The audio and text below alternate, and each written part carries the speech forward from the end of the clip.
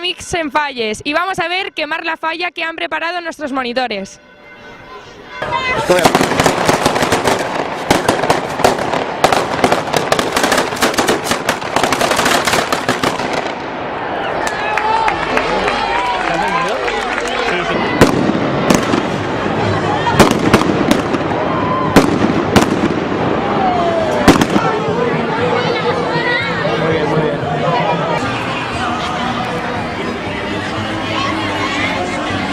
Después de la crema, estamos aquí para probar el chocolate que han preparado los padres colaboradores.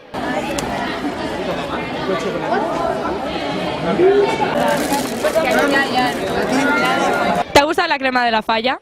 Me ha gustado mucho, muy chulo. ¿Y cómo está el chocolate? Pues lo acabo de probar y está muy bueno, pero quema un poco, ¿eh? ¿Os ha gustado la crema de la falla? Sí, ha estado muy bien, el castillo ha estado muy bonito y ha ardido muy bien. ¿Y cómo está el chocolate? El chocolate está espectacular, delicioso. Muchas gracias.